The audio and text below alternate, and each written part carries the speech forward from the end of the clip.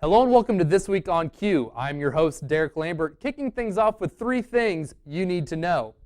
Netflix experienced a major outage over the weekend, which upset many users, leaving the Netflix out of Netflix and chill. The video streaming service has been experiencing a major outage since Saturday afternoon. There's still no word on what caused the problem, but Netflix users from all over the world took to Twitter to vent about their frustrations. The timing of the outage was also especially bad for Netflix. That's because the service released a batch of new movies this weekend, including Titanic, Ferris Bueller's Day Off, and How to Lose a Guy in 10 Days. What a world we live in, and the fact that Netflix going out makes national news. In other news, Toyota wants to sell you a talking robot to keep you company while you drive, which we all know I need because I never shut up. Toyota describes the robot as a miniature communication partner developed to provide companionship. Its name is Kirobo Mini. The 4-inch high gizmo can apparently chat away and even respond to facial expressions. It can remember likes and dislikes, as well as journeys you've taken together. The robot can be linked up to cars and gadgets in the home, and it's small enough to fit in your cup holder. Toyota plans to sell Kirobo in Japan next year for about $400, and I will happily accept donations at this time so I can get one. Your local Starbucks likely had some happy employees this past Monday morning. Pay raises between 5 and 15% took effect for 157,000 workers in the U.S. This summer, Starbucks announced base pay hikes of at least 5% for employees at company-owned stores. Also, a doubling of company stock awards for workers of 2 years or more. Customers might be helping to cover some of the pay raises. In July, Starbucks raised the price of some of its drinks up to as much as 30 cents. And for anyone wondering out there, coffee truly is the way to my heart. Those were 3 things you need to know. Now let's start the show.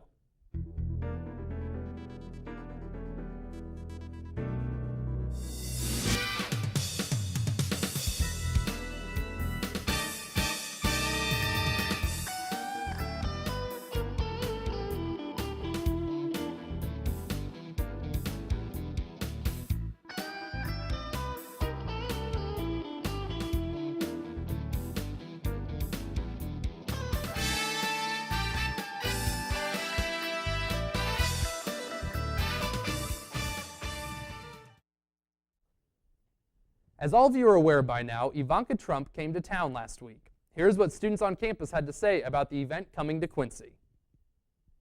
I thought Ivanka Trump coming to Quincy was a great thing for Quincy. She's a great representation of being able to mix what a modern day family is like with a wife that wants to work but wants to have children and take care of them as well, with old family values still.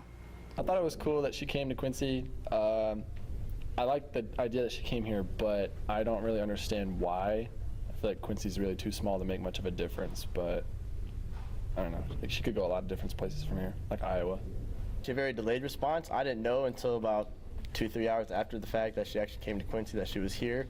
I mean, I've been following on the debate and all this other stuff, but I did not know that she was, I guess, making trips on her own. I figured she was with Donald. So I was actually able to attend Coffee and Conversation with Ivanka, and I think for a lot of reasons it was responsible for putting Quincy on the map. Not necessarily just politically, but having a national figure come to this town says something about who it appeals to. And for myself, I wish I would have had a little bit of a notice about it, because I maybe would have looked into it a little bit more. I actually didn't know she came until after she was gone, but overall I think it's a good thing for the community. Along the path of Trump's campaign trail comes news from New York. The New York State Attorney General's office says the Donald Trump Foundation is violating state fundraising laws and has to stop raising money in the state immediately. This follows reports that Donald Trump may have gone 18 years without paying federal income taxes. Emily Schmidt gives you more on this in-depth report. In an election year, there's the campaign trail. And there's the paper trail, with the New York Times publishing parts of what it calls Donald Trump's 1995 state tax returns. They show a $916 million loss, enough not to pay federal income taxes for 18 years. Monday, Hillary Clinton worked to show those trails intersect. In a category by himself, there's Donald Trump. Clinton said Trump was taking from America while leaving everyone else with the bill. It seems he was contributing nothing to our nation. Trump supporters spin the story differently, The man's a genius. There's no one who's shown more genius. pointing out the New York Times did not find Trump did anything illegal. Hillary Clinton's response: What kind of genius loses $1 billion in a single year? Trump has tweeted he knows the tax laws and can fix them. In Virginia Monday, Trump tried to steer the conversation in a new direction, seeking to turn a critical focus back on Hillary Clinton. Hillary Clinton's only experience in cybersecurity involves her criminal scheme to violate federal law, engineering a massive cover-up, and putting the entire nation in harm's way. The timing makes it difficult to avoid tough questions. The vice presidential debate is Tuesday, the second presidential face-off Sunday. I'm Emily Schmidt reporting. Are you tired of paying at the pump? After the break, you'll never believe how much a gas station charged a man for gas. We'll be right back.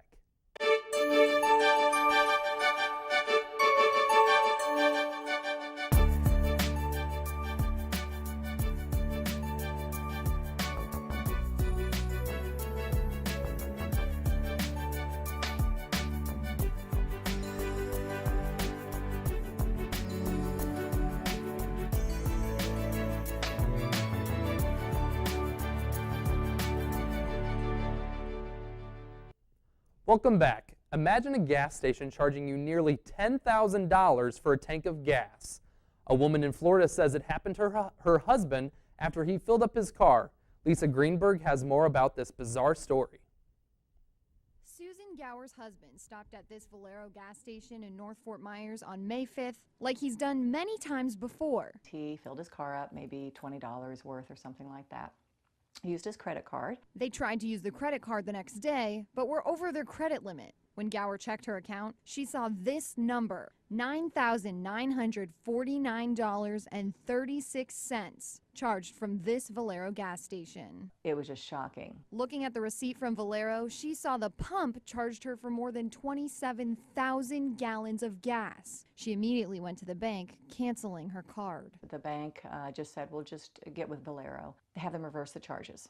Very simple. She says the manager told her it wasn't possible. 2 weeks later, after getting Valero customer service involved, Gower's account was credited back the money. She was relieved, but frustrated with the owner of that station's lack of customer service. It stemmed from the glitch in his gas pump, and he just wouldn't ever own up to the fact that he was wrong. While her account was frozen, Gower was unable to use her Visa points to rent 2 cars, paying out of pocket. She was hoping the owner would pay back that money for the hassle, but hasn't been able to reach him. So I called him myself. Her card was charged $10,000 by one of the pumps there. When I asked what the gas station was doing to help, oh, he just hung up on me. I'm a teacher, and 10-year-olds know that they need to own up to their mistakes and try to make it right and apologize. And that's what makes me mad. A house being moved on wheels in Texas proves to be too wide of a load, and former president gets caught locking lips on the kiss cam. CNN's Jeremy Roth has more. Moving can be a real pain. The boxes, the packing, ugh. It would be so much easier just to move your house. Or would it? A duplex home being moved on wheels in Austin, Texas got stuck in the middle of the street when it turned out to be just a little too wide for the move. The accident caused damage to utility poles, trees, and landscaping, and to add insult to injury, officials say the company didn't even have the permits required to move the structure. That company is now facing a hefty fine. They say a picture is worth 1,000 words, or in this case, balloons. All right, it was more like 500 balloons, and it was video. Okay, this lead-in has sprung a leak, but you can't argue with this impressive video showing the kickoff of the Albuquerque International Balloon Fiesta. The festival will be going on all week in New Mexico and features balloon races and competitions befitting the world's largest hot air balloon event. And after 20 years, the Atlanta Braves have bid farewell to Turner Field. The team will be moving to a new stadium just outside the city. Over the weekend, fans showed up to kiss the Ted goodbye, and among the smoochers was former President Jimmy Carter and wife Rosalind, who were caught locking lips on the infamous kiss cam. For Take a Look at This, I'm Jeremy Roth. Coming up next on This Week on Q, our very own Scott Bruxford reports on athletes in the graduate program. Stay with us. Yes. Growing up, I had one deaf friend, and that was the only deaf person I knew before coming to school here at QU. And now I regularly get to hang out and socialize with the deaf community, which has been awesome.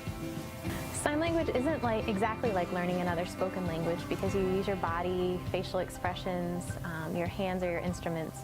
So it is definitely learning a new language. It has its own grammar and syntax and everything. It's not exactly like English like a lot of people think it is.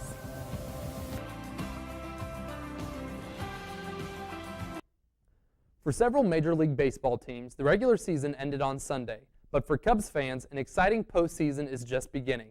QTV's Lydia Cruz sat down with a lifelong Chicago fan to discuss the mercurial life of being a Cubs follower and why this might finally be the year the team wins big. Cubs are a way of life. They're not exactly a baseball team. They're a culture. You can't care a lot about winning to be a Cubs fan. That can't be your main interest. You have to be sort of bemused by the weird things that they manage to create on the field. Sports fandom is irrational, like seeking out quiet at a rock concert or expecting lottery tickets to fund your retirement plan. Some might consider Chicago Cubs fandom to be the very definition of irrationality. Fans have lived through more than their fair share of disappointment. More than a century has passed since a team won a World Series. So how does one become a Cubs fan? Well, it's largely hereditary. I think most Cubs fans will tell you, you don't just blunder into this. Most of us were too young to know better, and our families just, scarred for life is what happens. Dr. Schleppenbach was born into our Cubs fandom, the way many of us inherit our eyes or hair color from our parents. Mainly my mom. She was the stronger one. She could handle defeat better, and so she was the one who carried her Cubs love to 101. And we kept saying that she was staying alive to see the Cubs win. And she certainly, until the end, she was watching. It's one of the last things she did was watch the Cubs. I married the biggest Cubs fan of all, absolutely. He's a totally irrational Cubs fan. And brought my children up to be the same way. I said, this is not good for children, but to care this much about something that will end badly, because most of their lives, it has ended very badly. And I guess he thought it would build character, but yes, he's the biggest reason that I'm sort of maniacal about the Cubs now, because he definitely reinforced it. He had a large collection of Cubs jokes on index cards. And so the Cubs were for him a lot more than a baseball team. And every year, if they would look pretty good, he would say, do you think I'll have to burn my Cubs jokes? Do you think I'll have to have a ceremony? And I'd say, I wouldn't light the fire just yet.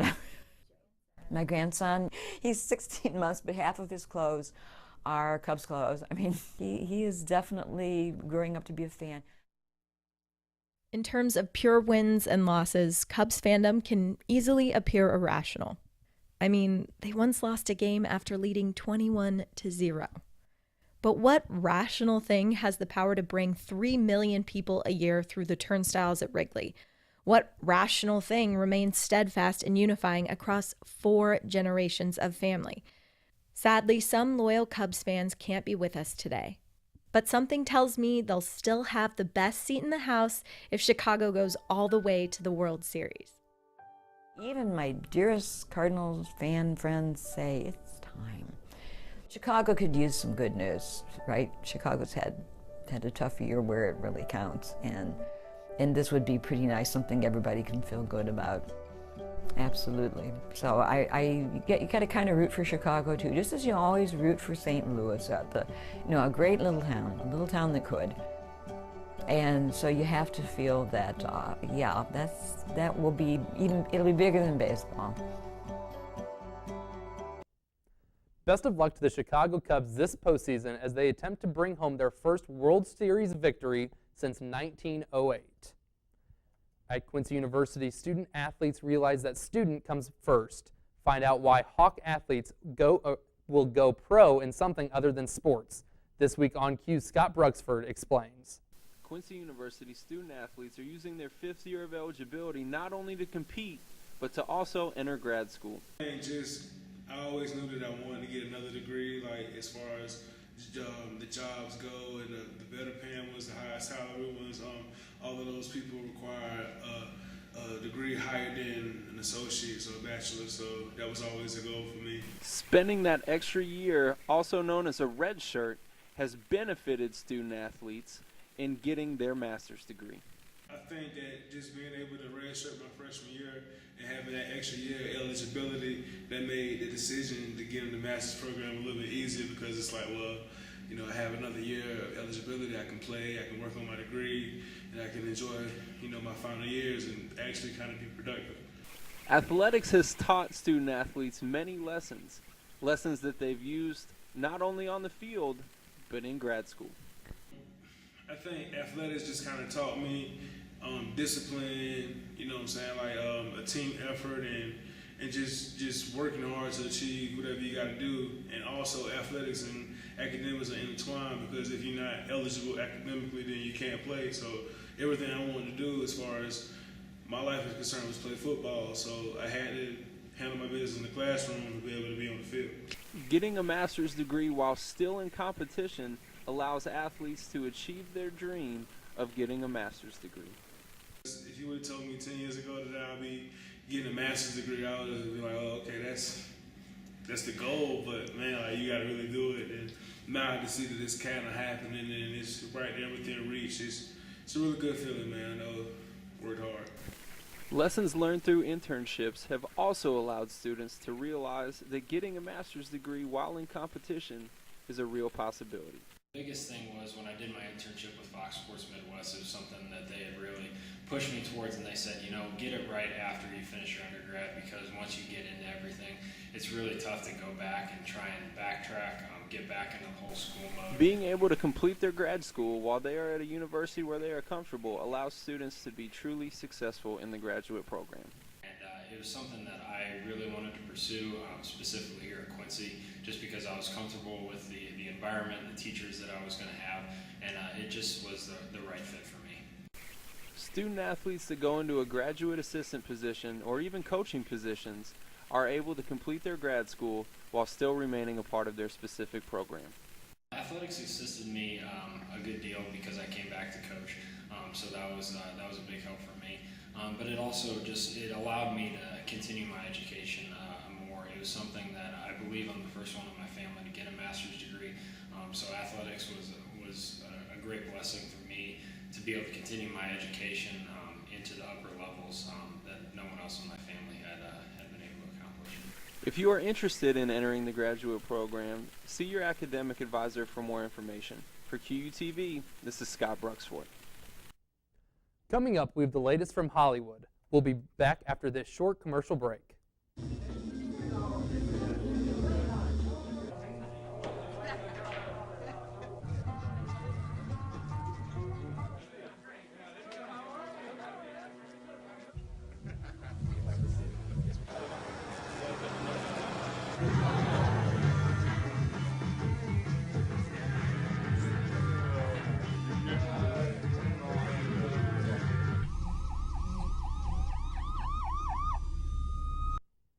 Which pop singer is heading back to where they got their start? Rick Damigella has more in this Hollywood Minute.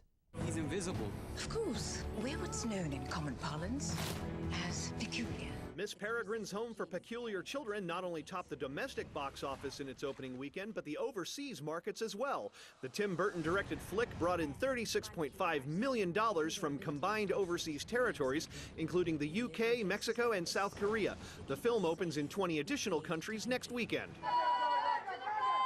Lady Gaga is headed back where she started. The 30-year-old pop singer is heading out on what is being called a dive bar mini tour.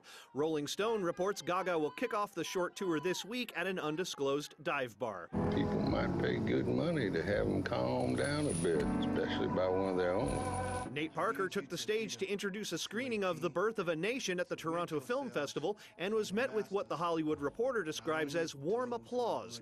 The writer-director star of the film recently came under fire after details of a 1999 rape case in which Parker was acquitted resurfaced. The Birth of a Nation opens Friday. In Hollywood, I'm Rick Damigella. Thanks for joining us this week for This Week on Q. Join us next week for more updates on national news and the latest news on campus. I'm your host, Derek Lambert, and we'll see you next week on Q.